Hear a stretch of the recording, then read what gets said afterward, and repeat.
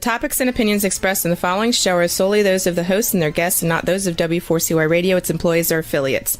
We make no recommendations or endorsements for radio show programs, services, or products mentioned on air or on our web. No liability, explicit or implied, shall be extended to W4CY Radio or its employees or affiliates. Any questions or comments should be directed to those show hosts. Thank you for choosing W4CY Radio.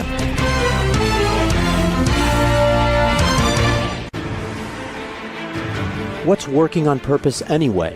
Each week, we ponder the answer to this question. People ache for meaning and purpose at work, to contribute their talents passionately and know their lives really matter. They crave being part of an organization that inspires them and helps them grow into realizing their highest potential. Business can be such a force for good in the world, elevating humanity. In our program, we provide guidance and inspiration to help usher in this world we all want, working on purpose. Now, here's your host, Dr. Alise Cortez.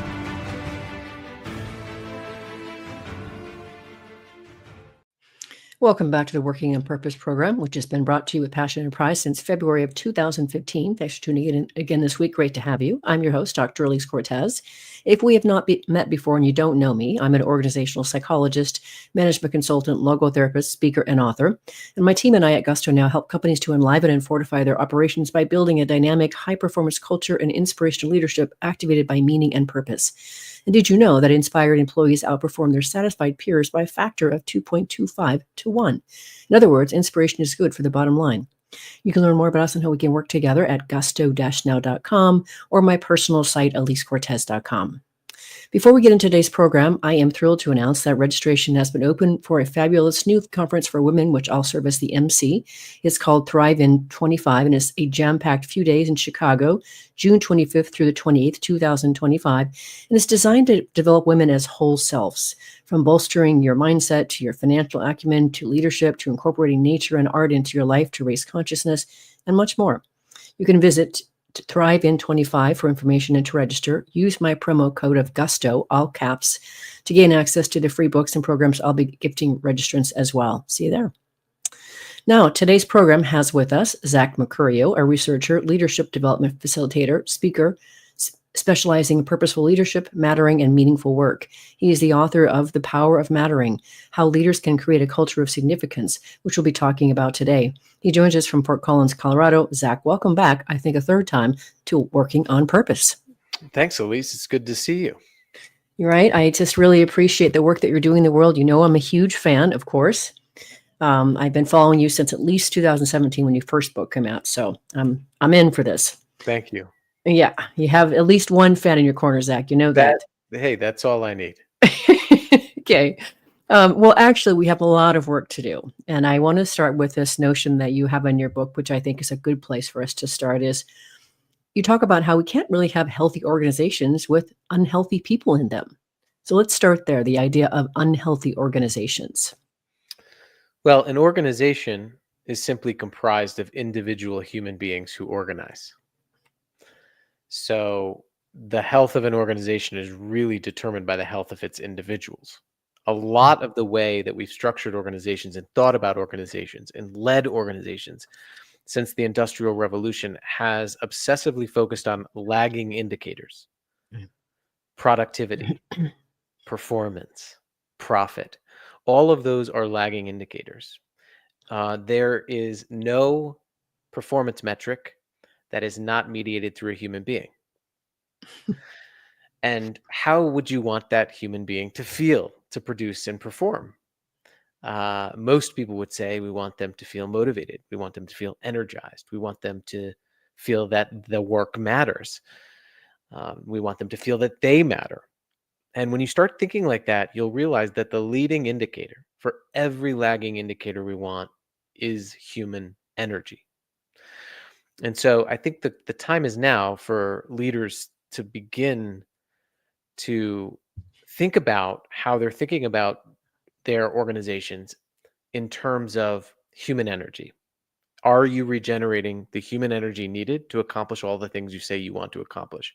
And the answer in many of our organizations right now is no.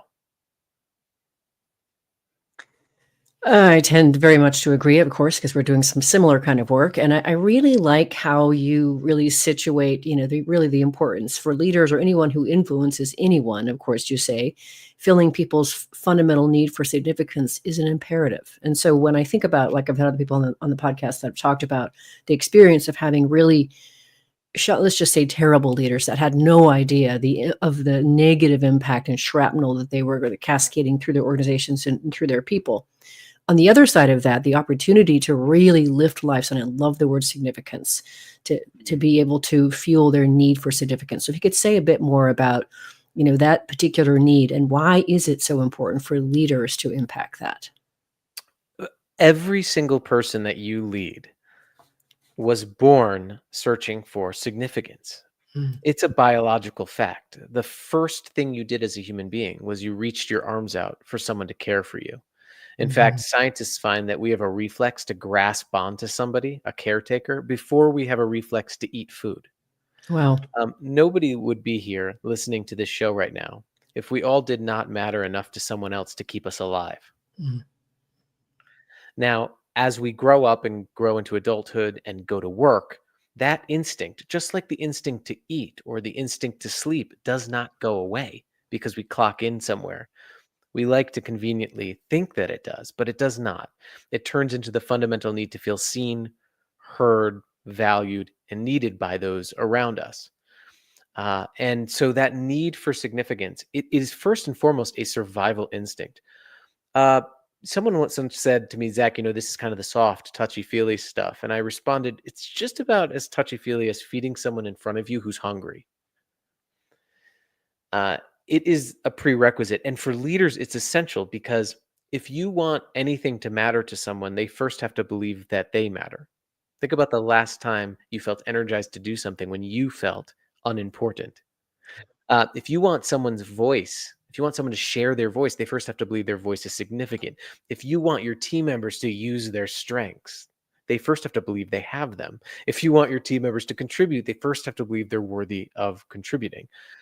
And that's why this fundamental need is, I think, the prerequisite. I don't think there's anything more important for a leader than showing people how they matter. If you're a leader, anytime you hear the word fundamental human need, you should be thinking, do I have that fundamental skill? Oh my gosh. A leader's craft is people. Yeah. Leaders influence people. That's why I say anyone who influences anybody. So the best leaders hone their craft. They practice the fundamentals of being human. The fundamental need that all humans have is to matter, to feel significant. All right, two things to that, Zach. One, I need you to tell the story about the woman who every day cleaned the windows and then the sprinklers came on. So tell that story. And then the other thing I wanted to say is what I appreciate about the work that you do and that I get to do as well is that when we do teach people to be able to use these kinds of skills, what happens is all of their relationships across their whole entire life as individuals improve radically.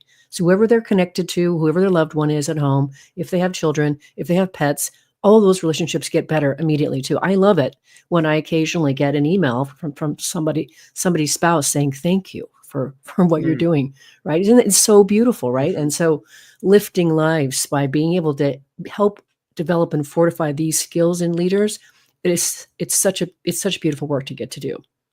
And I'm an optimist. I don't believe that any leader wakes up and is like, I would like to be an uncaring leader today. Right. I think we have many people in leadership positions who aren't trained Right. with the human skills. Mm-hmm. And what's hopeful about all this is that we can relearn these skills to see, hear, value one another. And you're right, it makes us better people. But that's what being a leader is. When I ask people, thousands of people, think about the most important, impactful leader in your life. They do not talk about quarterly earnings reports, product launches, or achievements. They talk about feeling seen, heard, and valued in everyday interactions. That's why, I often say your next great leadership act is your next interaction. And I think uncaring leaders happen because they're untrained. And I want to give you an example of what happens when a leader creates that environment. And I'll share the story of that woman, the window washer. So just as mattering is a fundamental need, when that instinct is not met, our minds and our bodies react accordingly. Typically what happens is we either withdraw, also known as quiet quitting, silencing, withholding, or we act out in desperation. Complaining, blaming, gossiping, other so-called toxic behaviors are often cries for significance, reaching out for significance. And a perfect example of this is I was asked to work with a group of maintenance workers. One of their roles was to clean the windows of this bottom floor of this industrial complex in the summer. And this woman had her team go in every morning, and she was leading the team and had them do it. Now, the first week on the job, she noticed very soon that the reason she was going in there every day with her team was because the sprinkler heads on that system were aimed wrong. So at 3 p.m. every afternoon, the sprinkler system blasted on and blasted all the windows, left all of these avoidable water splotches. And this is why the client wanted them to come in every morning during the summer. So she was really excited. I mean, she came up to her supervisor and she said, I have an idea. What if we aimed the sprinklers differently? What if we fixed the sprinklers? That would completely save time and change the morale in the team. And the supervisor just said, that's the sprinkler people's problem. It's not our problem. I need you to just do your job. That was 5 years prior to me being called in because, quote unquote, this team was unmotivated. This was not an unmotivated team. This was a team that experienced what psychologists call anti-mattering. What happened is when she got shut down, guess who she told? She told her team. Guess what they did? They protected themselves. They said, well, what we do, what we say is not going to matter here. So why am I going to bother? It resulted in the most insidious force in an organization, which is learned helplessness. I've been conditioned to believe that I and what I do and what I say won't, can't, and never will matter. And learned helplessness is contagious in an organization. And that's the consequence. Just as mattering is created in moments, anti-mattering is created in moments. That supervisor probably doesn't even know that that one moment cascaded into the quote unquote motivation and turnover issues on their team. I never tire of you telling that story. I think it's just so powerful, and it really lays out just how insidious this is and just how it can live and just like catch fire in an organization. So you mentioned, that mattering happens in small, repeatable interactions. And of course, for you, your model is that's through helping people to feel noticed, affirmed, and needed. We're going to go into more detail into those. But what I want to situate now, before we go into the break, is I want our listeners and viewers to understand really the science behind what you've created here, this idea of mattering, anti-mattering significance, the ways that you can actually start to address this, because otherwise people feel like, oh, that's so soft. I don't have those kinds of soft skills. Of course, we mean human skills. And so if you could just say a little bit about noticing, affirming, and needing. Yes. So this is based on 40 years of research. The concept of mattering has been around for 40 years. And psychologists find that we feel that we matter when there are two things going on: when we feel valued, and then when we know exactly how we add value. Yeah. One of the things I think that's really important before we get into the noticed, affirmed, and needed model is to understand that typically we think that people must be valued once they add value. That's the typical performance, merit-based environment in which we've lived for the past 50 years. But psychologically, people have to feel valued to add value, right? You can't expect someone to care until they feel cared for. Yeah. And so researchers have found that mattering results from three things: when we're paid attention to, when we are shown that we are important, and when we feel essential, when someone needs us. And so what we did is we went and interviewed hundreds of people, and we worked in many different organizations, from the US Army to large banks. And we asked people, when you feel that you matter here to a leader, what is happening? And there are three behaviors that consistently came about: the behaviors of being seen and heard, noticed; the behaviors of being shown how your unique gifts make a unique difference, specifically affirmed; and being told and shown exactly how you and what you do is relied on, needed. Those noticed, affirmed, and needed model builds off of what we know creates mattering from 40 years of research. But we've also tested this with thousands of employees in 22 plus industries. And when we ask them what your leader does, they all talk about small interactions in which someone pays attention to them, someone thanks them, shows them gratitude, and someone shows them how they're needed. And yes, they're all skills we can learn. It makes me happy just hearing that. And of course, I'm completely in alignment with you on that. And that's what we're out to. That's why we're on the planet, right, Zach? I know that your purpose is to help people feel significant. And I love that that's what you stand for. Let's grab our first break. I'm your host, Dr. Alise Cortez. We've been on the air with Dr. Zach Mercurio, a researcher, leadership development facilitator, and speaker specializing in purposeful leadership, mattering, and meaningful work. We've been talking about a few of his concepts from his latest book, The Power of Mattering. After the break, we're going to learn about 5 sources of insignificance to get us started. We'll be right back.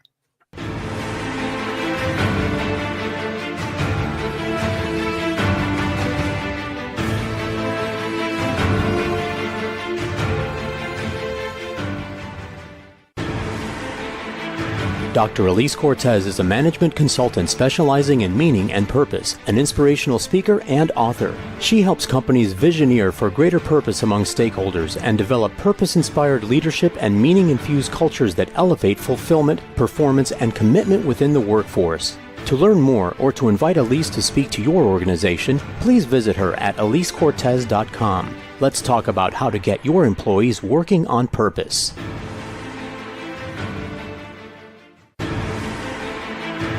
This is Working on Purpose with Dr. Alise Cortez. To reach our program today or to open a conversation with Alise, send an email to Alise, A-L-I-S-E, at alisecortez.com.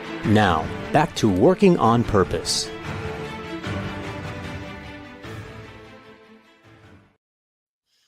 Thanks for staying with us and welcome back to Working on Purpose. I'm your host, Dr. Alise Cortez. As I, too, am dedicated to helping create a world where organizations thrive because their people thrive and are led by inspirational leaders that help them find and contribute their greatness, and we do business that betters the world, I keep researching and writing my own books. So my last one came out. It's called The Great Revitalization, How Activating Meaning and Purpose Can Radically Enliven Your Business. And I wrote it to help leaders understand today's workforce wants and needs, and then offer 22 best practices to equip them to provide that to them through their culture and leadership.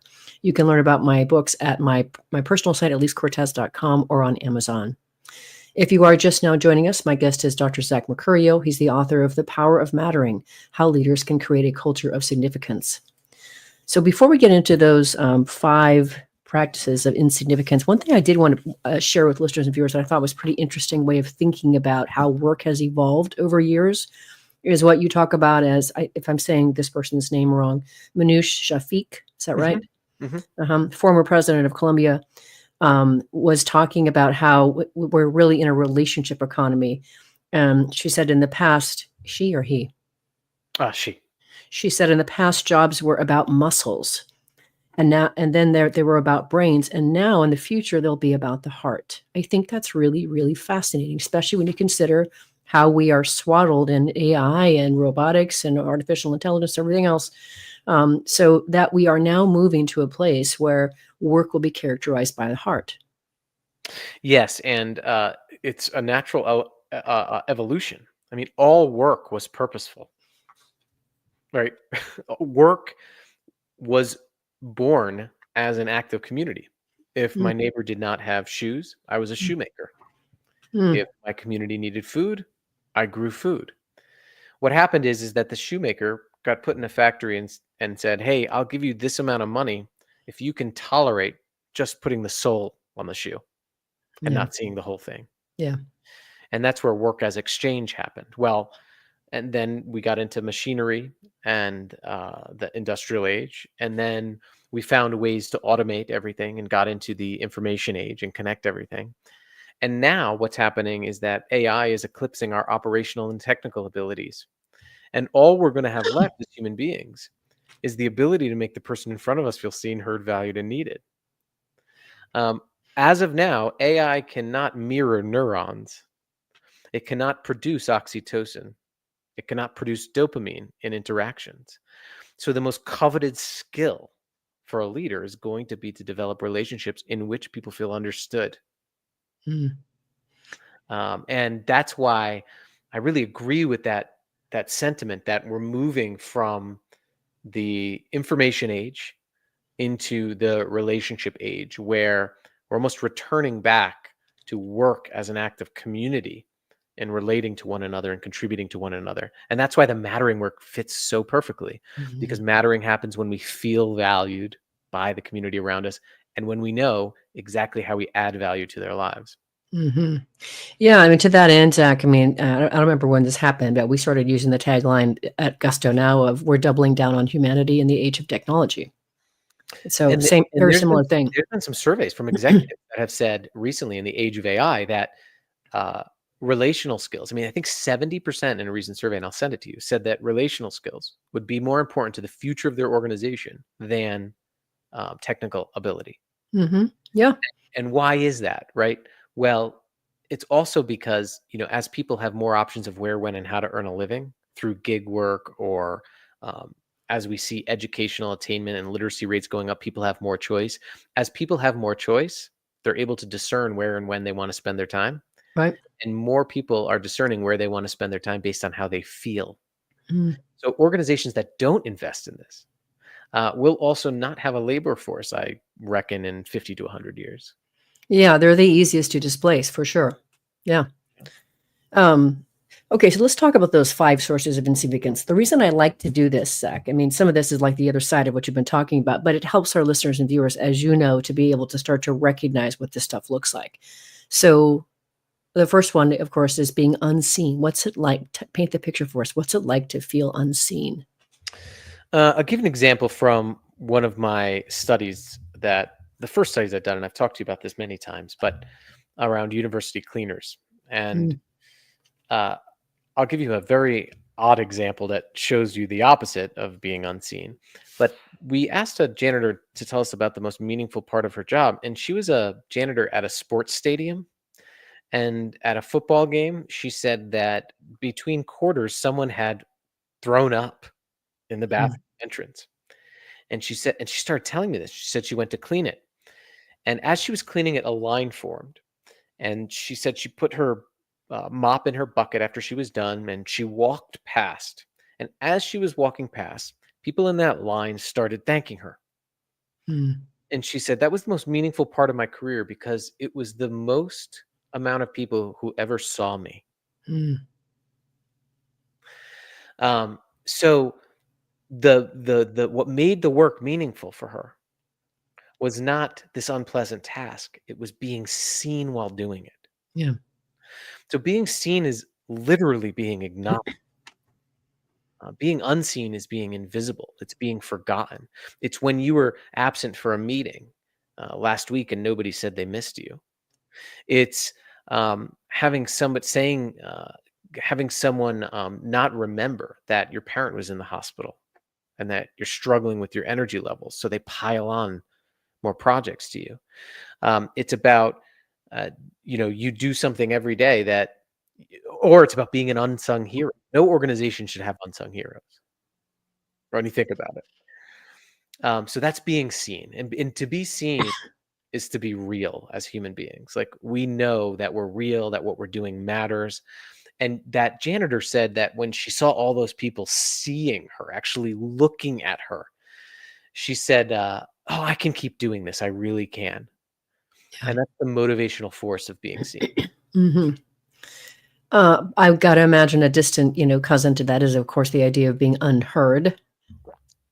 Yes, and being unheard is what happened with that window washer. Yes, When, absolutely. when we share our voice, we're sharing part of ourselves. So when Yeah. somebody doesn't listen to our voice, they're not listening to us. Yeah.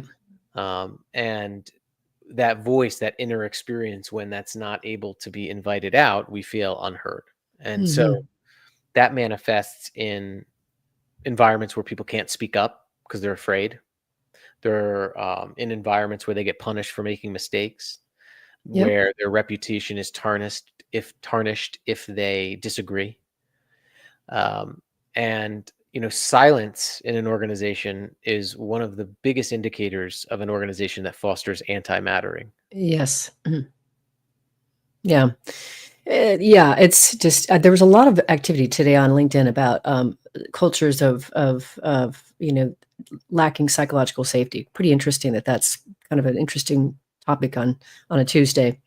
Can I add one little Yeah, component? please. Psychological safety is a topic that's gotten a lot of popularity, but all psychological safety is childhood attachment in the workplace. And Yeah. I know this is odd for me to go here, No. but the mattering work was born out of attachment. So, for example, when you feel that you matter to a parent, when you're a child, you're much more likely to be able to go out, take risks, experiment, and learn Mhm. because you know you already matter. You can't screw up enough to not matter to somebody. Yeah. Um, and one of the things that when I see, knowing the research on attachment, when I go to someone's house and I see kids being loud in front of their parents without fear, I know Mhm. there's secure attachment there. Yeah. I got you. And so psychological safety is really just adult attachment. It's knowing that I have a secure base, knowing that someone has my back so I can go out, take risks, experiment, and learn. But Mm. we can't call it adult attachment because nobody would buy the books, right? Uh, But that's all it is. And that's why I just want to create this thread for your listeners because it's very important to understand that these needs, the need to matter, may be called different things. I call it mattering in disguise, but it all goes back to that child who's reaching out and grasping for significance. I really love that you did that. That I didn't make that connection before. I think that's very powerful. In fact, what's been going through my mind through this conversation, Zach, is we do this work really well together to help develop leaders' capacity to be able to foster these skills to be able to help people see how they matter. And now what I think happens is we live in safer societies. We live in places where maybe there's less crime, where people aren't hurting each other as much, physically, emotionally, etc. And that's the kind of impact that I want to be part of. And that when we help our leaders understand just the ripple effect of this, please, it's really worth investing in working on developing this stuff. You can do this.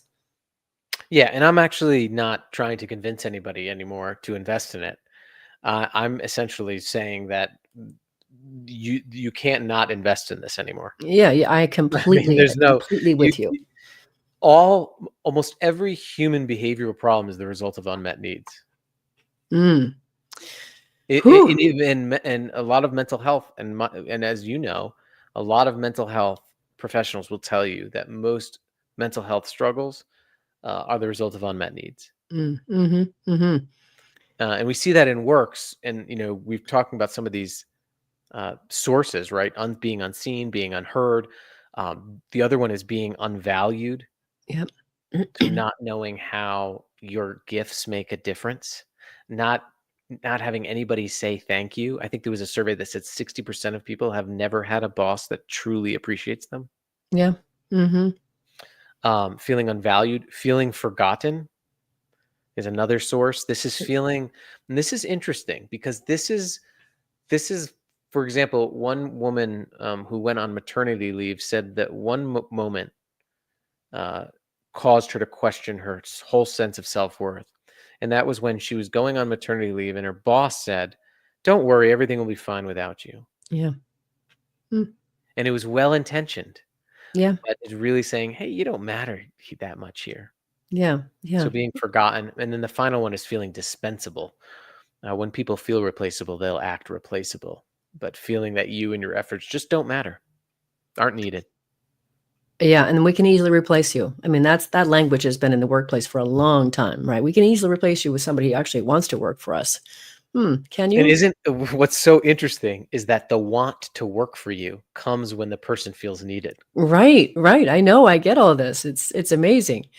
Okay, so let's talk here. Let's talk first a little bit about noticing it. Really help our listeners and viewers start to get into the idea of how can they actually start to fold this practice into themselves. So help us gain some access to behaviors that they can use for noticing. Well, one of the things that's important to know about all of these practices is that someone once said to me, "Zach, isn't this common sense?" They're like, "Why do you have a job?" Yeah, Uh, and unfortunately, it's not common practice, yeah.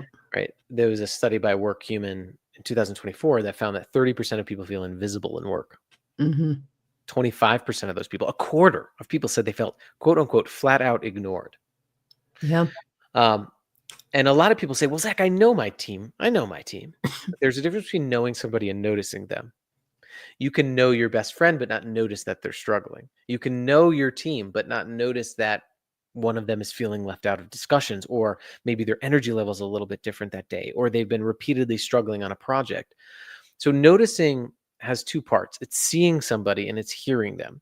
Noticing is paying attention to the details, the ebbs, the flows of someone's life, and then offering an action to show them that they're thought about. A great example of this is I got to work with a distribution center, and there was one manager for one team that was highly engaged when all of the other teams in the center were disengaged. And we went to this team, and I was just very curious because I wanted to know what was going on here in this outlier. I love outliers. And I asked the team, I said, what's going on here? And they all said some version of, oh, it's our leader. She just gets us. We'd do anything for her. And so I went to her and I said, what do you do? And she goes, Zach, 3 years ago, I realized that I was having trouble keeping track of my team members, the details of their lives. And so I started this notebook. Now she has like 10 of them. Yeah. Right. And she writes down her team members' names on Fridays. And then she writes down one thing she heard them talk about, complain about, a piece of equipment they were struggling with, a meeting they were nervous about, a kid who was starting a new sport. And on Monday, she said, I just start my week by looking at that list and scheduling in my mind a 3-minute micro check-in with each of them. And I'll say to them, I remember last week you were nervous about that meeting. How was it? How did it go? And she looked at me in this interview and she said, Zach, I realized there is magic in being remembered. Yeah. But what I love about what she did is it's a practice. Yes. Right. Right. That practice of noting was a way to pay attention. And that captures the essence of this noticing practice, paying attention, asking good questions, remembering the details of people's lives, authentically checking in on how they're doing. And when they share with you, making sure they feel heard. Yeah. Yeah. You're reminding me, Zach, a few years ago, I was doing some work with a hospice organization on the East Coast. It was an engagement sort of survey kind of work and consulting. And what we discovered is there was so much disengagement on the front lines because there were people that would say, gosh, I just want to, as I'm walking down the hall, when the CEO passes, I just want them to say hello or even just smile at me. But instead they just keep walking like I don't exist, right? I'm invisible. Yeah. Just what you're talking about. It's so simple. Like, I know you're busy and you're trying to get, you're prepping for the next meeting and such, but notice the people that are walking past you.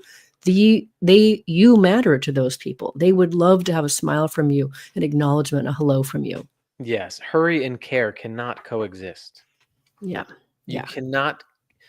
You can care about your people from afar, but there's a difference between caring about people and caring for them. Yes. And I think this is missed. To care for anything, you have to understand it. And understanding takes time and it takes attention. And one of the things that is especially important to the noticing practice is retraining our minds to pay attention to people. Yeah. And that tool of noting, of having some tool, having some practice to turn this common sense idea into common practice is incredibly important. Oh, I want to share a story that I just saw on Facebook, but let's grab it. Let's grab our last break before I do that. I'm your host, Dr. Alise Cortez. We've been on the air with Dr. Zach Mercurio, a researcher, leadership development facilitator, and a speaker specializing in purposeful leadership, mattering, and meaningful work. We've been getting into the more of the details of his mattering model and the various practices that you can start to learn to fold in. After the break, we're going to move on to the next practice, which is affirming. We'll be right back.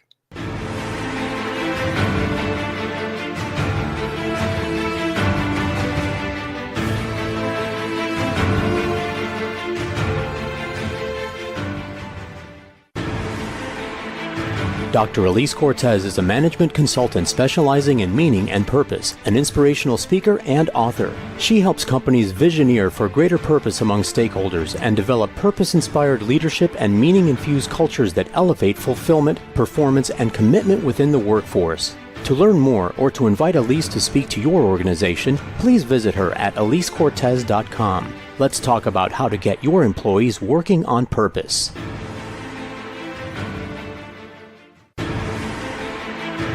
This is Working on Purpose with Dr. Alise Cortez. To reach our program today or to open a conversation with Alise, send an email to Alise, A-L-I-S-E, at alisecortez.com. Now, back to Working on Purpose.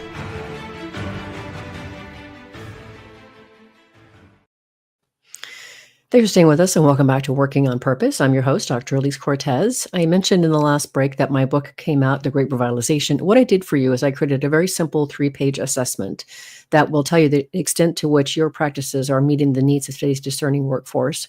You can find it at my website, gusto-now.com.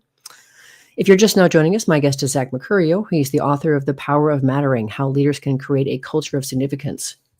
So the story I wanted to share with you, based on the idea of noticing, paying attention to your people. I just saw this on Facebook today, and it's pretty powerful. The story is that a manager, had been noticing one of her employees was really starting to fall down on the job. She was coming in late and just not really focusing much. And so she gave her 3 strikes, and then she fired her.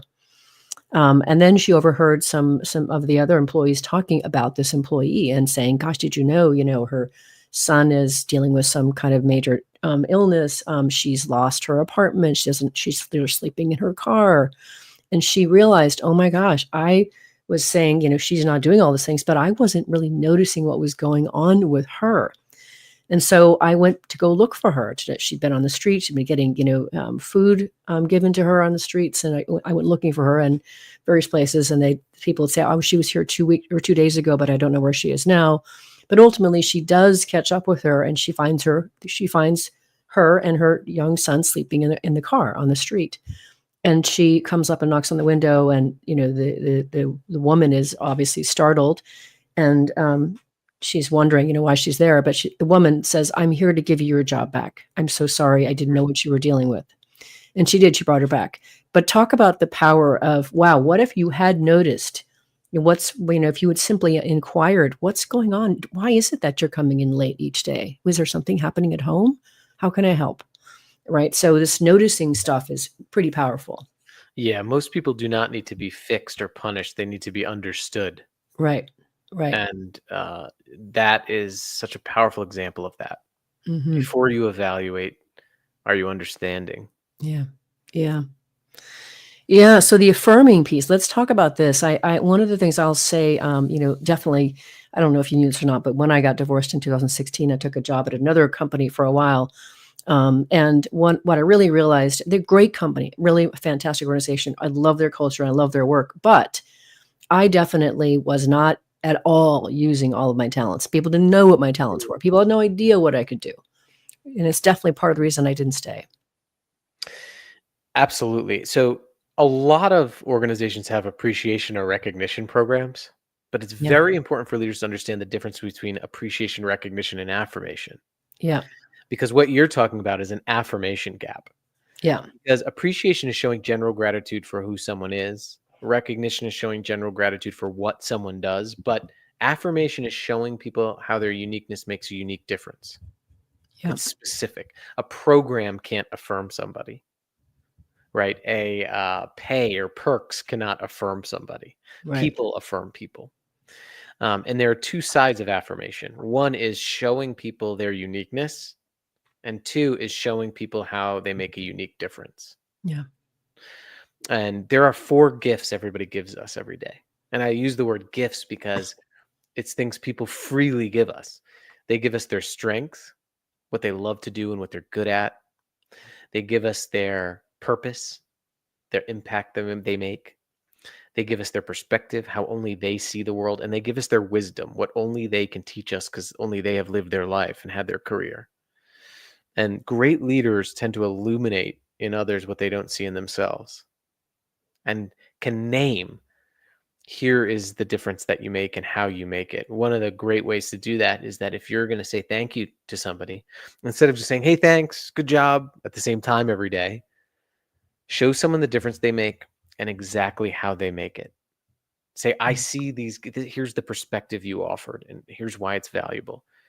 Here are your strengths I saw. Here's your impact that I saw. Here's the wisdom that I felt and heard." And just that can go an incredibly long way. Yeah. One of the things I like to say when I'm working with leaders to help develop them, especially around this idea of affirmation, is when you can talk with somebody in a way and help them see how much they have uniquely made a difference, and you move them to tears, you've done it really well. Yeah. And Yeah. somebody said, "Oh, you want me to make people Great. cry?" I said, "I didn't say make people cry. I said I want you to ideally move toward being able to Yeah. move them to tears. Big difference." That reminds me, I like to say that affirming leaders give people the indisputable evidence of their significance. I Oh, work, that's gorgeous. you know, so someone can't argue with it. And that's where you get that emotion. One of the leaders at the National Park Service that I worked with, he worked in facilities management, and he managed a facilities team in a very remote, difficult to manage area of the national parks. And he had some of the highest morale in the whole park service. And so we wanted to understand what was going on. I told you I love the outliers. And one of the things he told me is he had a practice on Fridays where he would go around the park during the week and he'd take pictures of visitors walking over a bridge that was repaired there was a shorter line for a bathroom because one of them was fixed and opened. He'd take a picture, and he would have a practice on Friday. He would just send his team an email message with all of these pictures in it.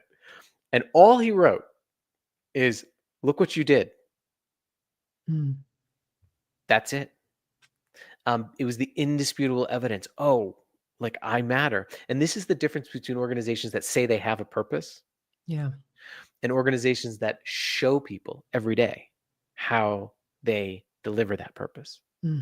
Yeah. Oh, so good. Okay, we're coming close to the end of the show, and I want to make sure and get at least a couple more things out of you. So let's talk about the last arm of it, and that's kneading. Yeah. In 1913, French agricultural engineer, his name was Max Ringelmann, he did this study, and he had individual students pull on a rope as hard as they could, and he attached this rope to a dynamometer. It's a device that measures force, so like how hard they're pulling on the rope. And then he put these individual students into groups, and he had the groups pull on the ropes as hard as they could, and he measured the force readings, and he added them up. And who do you think exerted the most total force? Individuals or groups? Most people would say, oh, it was obviously the groups. It was the individuals every single time. Mm. Why? Because they knew that they and their effort was indispensable. Mm. When we feel that we matter, we act like we matter. The flip side is true. When we feel replaceable, as I mentioned earlier, we will act replaceable. Yeah. So we are born interdependent. Interdependent. People don't like this word dependence, but interdependent means needed by others. That's the translation. So if you use that word and you believe that we're interdependent, you know that we're needed by others. And we are wired to feel needed. So, when we ask people, who is a leader in your life that's helped you feel that you matter, they frequently mention, some version of 5 words that I like to say all the time. If it wasn't for you. Yeah. That their leader or someone in their life said, hey, I just want to let you know, if it wasn't for you, this wouldn't be possible. And this works in our personal lives too. Imagine that feedback you get. If it wasn't for you, I wouldn't have this job. If it wasn't for you, I wouldn't have moved here. If it wasn't for you, I wouldn't have gotten through this week. Mm-hmm. And, I believe that there is no more powerful feeling as a human being than knowing that just one person relies on your presence. Yeah, it's huge. It's really huge. Okay, so there's 2 things I want to do before we have to conclude, and that is, first, if you could just say a bit about, now that we've been really situating, I think everybody that's been listening and hearing this would say that, all right, I get the importance of this, but how do I scale it and create a culture of significance? So I know that you've got a whole chapter devoted to that. Yeah. Can you just, kind of talk us through briefly what that would look like? Yes. One is you have to foster the motivation to do it. And really, you can't just say, hey, we're doing some mattering stuff now. Everybody needs to tell people how they matter. Or, hey, we're going to start focusing on collaboration, right? That's like telling someone who wants to eat better, hey, go search how to eat better. They get overwhelmed and they don't know where to go. Yeah. We have to make it real for people. Yeah. And one of the ways you can make it real is to have your leaders think about the time in their life when they most believe they mattered to someone else, and have them share what that person was doing. Mm. And then your charge is to say, we're going to do that for the people that we serve. And that gives people a real emotional anchor. The second is make sure you're developing the right skills. So make sure you're naming and developing the right skills, and measure those skills, right?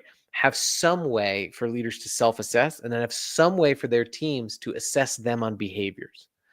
One of the mistakes I think we make is we assess people on emotional ideas like engagement or satisfaction. When you do those things, they're important, but they're lagging indicators. When you measure engagement, you're measuring how someone felt when they took a survey. Yeah.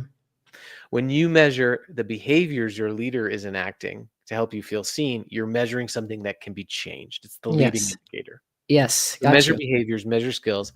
And then finally, I would say, make sure that you're scanning your environment and making these things possible.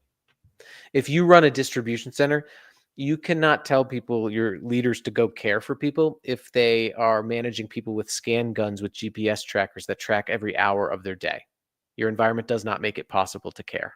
Yeah. So what you need to do is scan your environment and make sure your environment makes it possible that people can do these behaviors. And once you start doing this, and once you start measuring it, you'll quickly see that people start having better conversations. The conversation doesn't become, how can we get people to produce more? How can we get people to be more engaged? The conversation among leaders becomes, who do we need to see more? Who do we need to notice more? Who's maybe unheard? Who do we need to affirm more? Who do we need to show that they're needed so that they can get the numbers up? Oh, okay. So I'd like to maybe close with this. I love this, and have you respond to this, Zach. You talk about, there's a Navajo proverb that you open the chapter with, and it says that wisdom reminds us that our assumption drives our actions. And too often we underestimate how much people feel unvalued, how much they feel unseen and unheard, and how lonely they are. The result is that we can overlook the practices and actions that can alleviate these feelings. Here's a good rule for every single leader. Always assume the people around you feel unseen, undervalued, and lonely, and act accordingly. Would you comment on that? And that'll be our close. Yeah. The Navajo proverb is a proverb on hospitality. And it says, always assume your guest is tired, cold, and hungry, and act accordingly. Think about the service that you would provide if you assumed that. Imagine what your next interaction would look like. If you assumed that that person felt lonely, they felt unseen, they felt unheard, you would show up much differently. And I think that's the impetus, right? We have an underestimation bias as leaders, as people. We tend to think that not too many people want to talk to us. We tend to think that a simple thank you note won't mean much. But in study after study, we underestimate our impact. And so we don't act. But now is the time we need to act. More people than ever feel unseen. More people than ever feel unheard. More people than ever feel lonely. And the driving force of that is that they don't feel like they matter. We're facing a mattering deficit. And the solution resides in your next interaction. What a beautiful way to finish, Zach. You are a gift to the planet. I'm grateful to know you, to learn from you, to be inspired by you. Thank you for coming back on Working on Purpose. Thank you, Alise. Always, listeners and viewers, you're going to want to learn more about Zach Mercurio, the work that he does facilitating leadership and culture development, and his latest book, The Power of Mattering. So start by going to one of his sites. It's powerofmattering.com. Last week, if you missed the live show, we were on with Howard Lewis talking about his offline philosophy and his book, Leave Your Phone at the Door.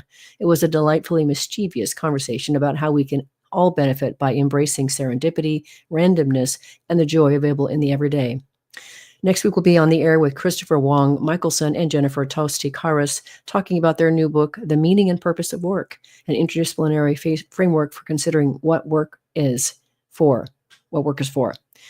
It promises to be a fascinating and inspiring conversation. See you there. And remember, work is one of the best adventures and means of realizing our potential and making the impact we crave, and can give us the opportunity to do business in a way that betters the world. So let's work on purpose. We hope you've enjoyed this week's program. Be sure to tune into Working on Purpose, featuring your host, Dr. Alise Cortez, each week on W4CY. Together, we'll create a world where business operates conscientiously, leadership inspires impassioned performance, and employees are fulfilled in work that provides the meaning and purpose they crave. See you there. Let's work on purpose.